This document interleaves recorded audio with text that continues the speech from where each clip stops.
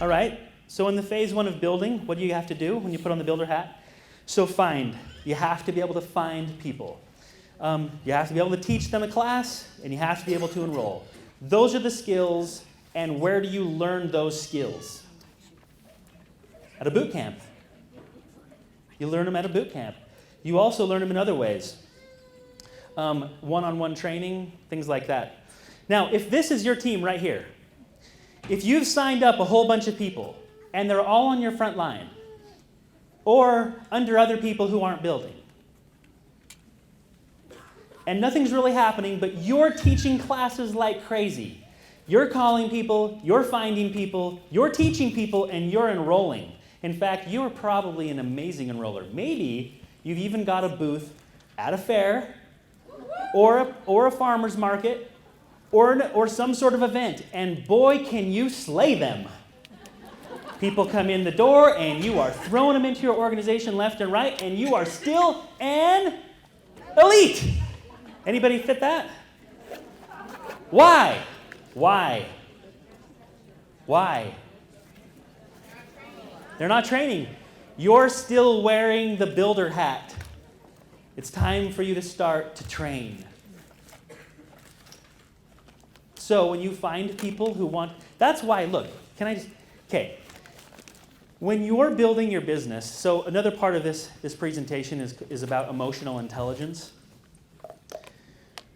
I know plenty of people that are fantastic teachers. They can find people easily, and they can enroll people like nobody's business, but they are emotionally not very intelligent. Here's an example.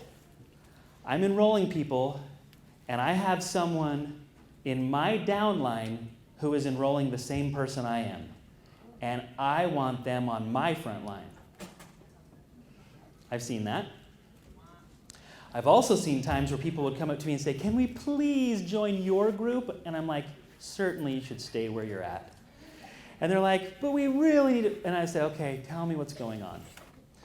My upline, they'll only come and do classes for me if they get half of the enrollments. Emotionally stupid. It doesn't make any sense. So here's my point.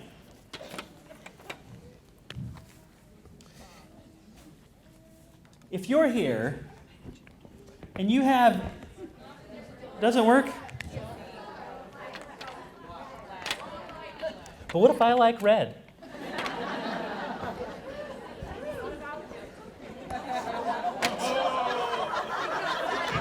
What did I just say about emotional intelligence? Keep it under control. Okay, so someone just said, it's not about you. Okay. I'm just going to keep this real. All right, so so what happens here is that if I am enrolling people like this, and I have the choice to keep on enrolling people like that, and I find one person who wants to do what I want to do with the same type of passion, the most important thing for me to do is to put on my trainer cap and help that person. It's more important than anything else, period. Now let's say that you go, okay, I have a person here, and they're silver, and I also placed another person here, and I gave that person enrollership, and they're silver too, but over here I have like an executive team, and I've got this really fragile elite team, and I really want to go blue diamond, or I want to go diamond really, really bad. I'm going to get in touch with corporate and move this team here. All right, diamonds, blue diamonds. Why is that dumb? Because you lose both legs. And the reason why is because I don't count a leg. I don't count any of these teams totally solid until they are diamond. If you're going, oh, they're elite, totally solid. Okay, I'll go, they're silver, totally solid. No, they're not. And the reason why is because most people don't have the emotional intelligence to handle what doTERRA throws at us all the time. Have you known someone that had to hit a high rank and doTERRA did something? That's it! I know I was going to be free forever with my financially freedom coming up here pretty quick, but oil was not closed completely in the package. I'm gone. I can't stay with this type of... Anyway. Everybody's laughing, but I actually cry about it. I'm like, I've seen that. Like, really? Really? You're going to just throw away financial freedom for that? Yes, on principle. That's another sign, by the way. I'm rambling a little bit here because this is really important. I was talking to Rod about this till late last night, and we were talking about what are the key things. And one of them is this sense of self-righteousness or this higher sense of morality. That like, you know what? I know that person went diamond and they bought in. They're not a real diamond. I abhor you.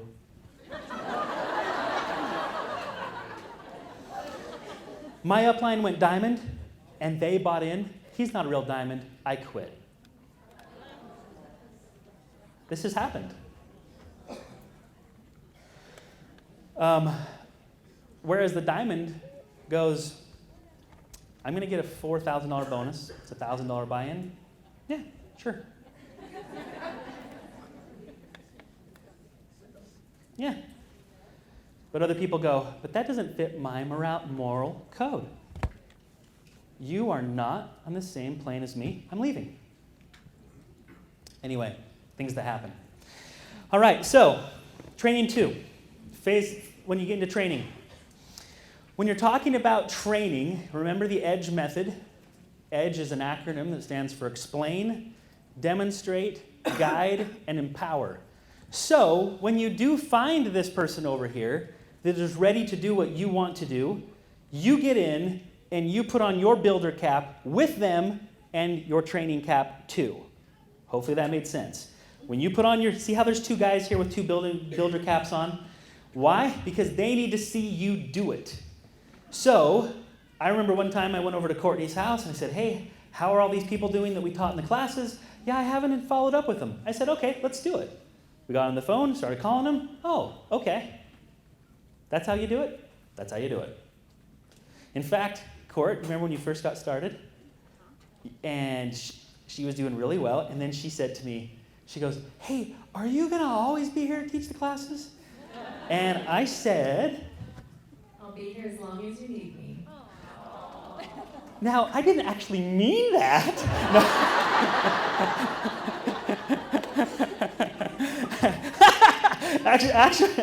Actually, I did, because I knew that eventually she would actually be able to do it.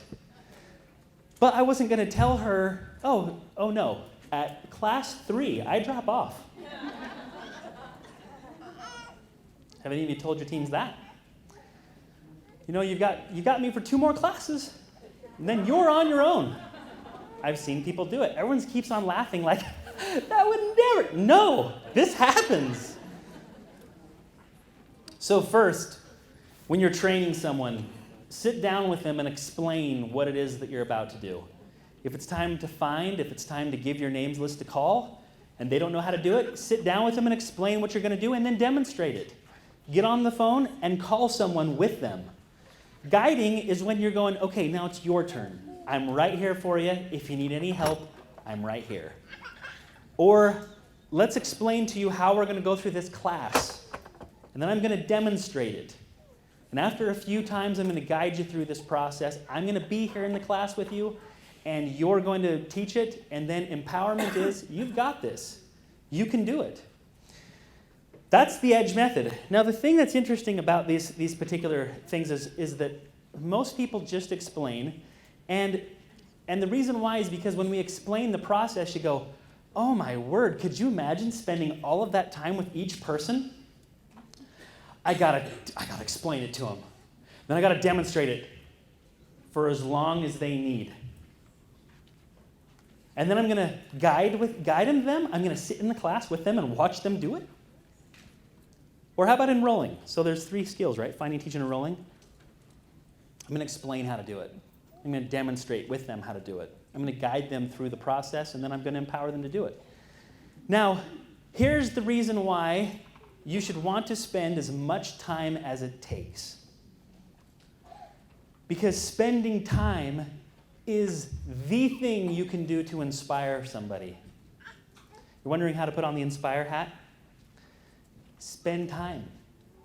Every bit of work it takes to put into that leader gives you the chance to spend time with them.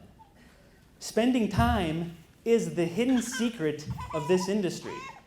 And everybody tends to get into this thing where they go, well, if we could just automate the process, if people could sign up, go and watch videos and never have to call me, and then run with this business with me never even having to teach a class. Wouldn't that be freaking awesome? And the answer to that is actually no, it's not. Because the most valuable thing you get out of this whole thing is the relationships. It makes the money look stupid. Right? And so don't be afraid to spend the time. Like, oh my gosh, that guy's a project, man. It's going to take forever. Yes! Yes! And guess what happens when you take the time? That person will walk with you till the end of time. There is such, you got to just embrace it. Stop trying to, you're like, oh my gosh, every time we got to get with these people. Every time we got to spend time with them. Oh my word, I can't. Yes! Spend the time! Spend the time. It's okay. You're going to love them, and they will love you. So, in training, how do you do training? Team calls. Team calls are something you can do with everybody on your team. It can happen internationally. No matter how large your team gets, they can be a part of those team calls. Boot camps. Everybody who gets active in doing boot camps succeeds. They train their team, and they train their team how to find, teach, enroll, and duplicate. And as a result of that, their team grows. So boot camps. And then like I mentioned ad nauseum, one-on-one time. All right, so phase 3, leadership. So in this phase, when you put on the leadership hat, think about you have to have vision of where you are going. By the way, I fixed all these things and it's supposed to show up all fancy like, and it's not. But anyway, so having a vision. So knowing where you're going. You should have the structure of the rank that you're trying to hit up on somewhere in your house all the time. You should know who is in every spot, and you should know who is not, which spots are open.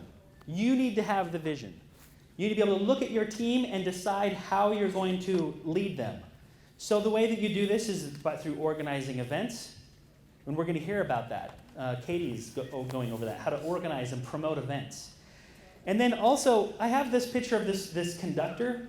The reason why is because you're orchestrating. As a leader, you've got to figure out how to orchestrate how it's all going to happen. The people who go diamond are the people who are putting on events. Who's organizing the event in your area? In particular, if they're organizing classes, they typically can go about silver. But if they're organizing training events, that's a leader. Does that make sense? If you're organizing training events, the people who are trained organize the classes. Okay, so I just want you to think about this. A lot of you said that you were stuck at a particular rank. Are you starting to get why?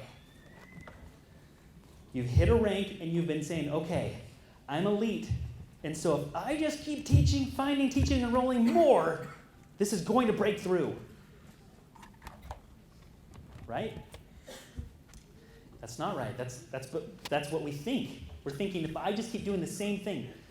But you have to start looking at this a little bit differently. So in the leadership, you're orchestrating that possibility. Here's one thing that a diamond understands. Here's some emotional intelligence. Diamonds understand that at events, people make decisions. Now, Courtney is going to cover the decisions that they're going to make at those events, but decisions are made at events. Like me sitting there watching Danny Smith speak. I'm like, that's it. I'm taking us to a new level. And that's normally what happens is that we are in a position where we're sitting here, we're open, we just put Melaleuca, bergamot on our navel, stuff like that. Desiree's going to have you doing yoga poses shortly. But the point is that as a leader, you have got to figure out how to orchestrate the moment for people to make the decision. And those decisions happen at events. Does it make sense? All right. Now, also in leadership, you have to mentor. Now, let me just explain a little bit more in regards to this mentoring thing. So, mentoring basically, it means that you've run the race, you know how to run the race, but you can't run it for the person that you're with. So as a leader, you can mentor people to where you've been. You can give them the advice that they need.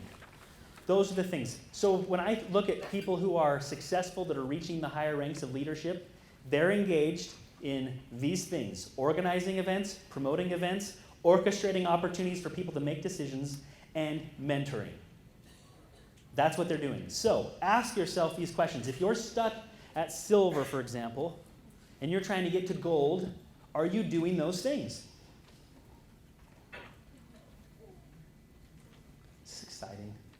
You kind of know what you're doing now, hopefully. All right, so now the one thing I want you to realize is that the other thing I see is that once people hit particular ranks, they start treating all of their teams from like for example, let's say that you hit Blue Diamond, you're like, okay, I'm now in my Inspire crown, and while I'm sitting here, I have a brand new team, and let me just inspire the hell out of them. And you're like, that's not, Courtney, I made it all the way to then. I'm sorry. Every time, it doesn't, okay, but I'm going to inspire the heck out of that person. Now, the thing is that that's not going to happen. That doesn't work. So what you want to do is, if you have a team that's just starting, you want to put on your builder hat and go to work with them. If you have a team that's at about elite, now think about this. And also treat them as the rank that they are, that they really are. For example, if someone hit silver because you gave them a team and built that team up, they are, according to doTERRA, a silver, but what are they emotionally? They're elite. It's where they're at, or a premier. Okay? So when you're dealing with someone who is an elite, you're going to want to put on your training cap and get to work with them. Now, as far as silver goes, if I'm working with them, I got to lead that person. And leading is inviting them to take the next step, orchestrating those events, things like that. And then if I have a diamond, then I'm going to try to inspire them to go to the next level. Okay, so I would invite you all to look at the different teams that you have, identify where they are, and put on the right hat and get to work doing the right things with that team. All right? Now, one other thing I want to point out here before I move on is that in one team, you may actually put on a whole bunch of hats. So when you're taprooting, when you're working in depth with your teams, so if I'm here and I'm a blue and I have a person here that's a diamond and then a person here that's a silver and elite and then someone who's just getting started, maybe they're an executive, then if I'm down here with them, when I'm talking to them, I have my builder hat on. When I'm with the executive or the elite, the same thing. When I'm working with my silver, I'm in a training mode. And then right here, I'm trying to inspire them to go bigger. So keep that in mind, especially if you're doing any kind of taprooting or taproot mentoring. It's the difference that you take in how you're dealing with each of those people. Now, as far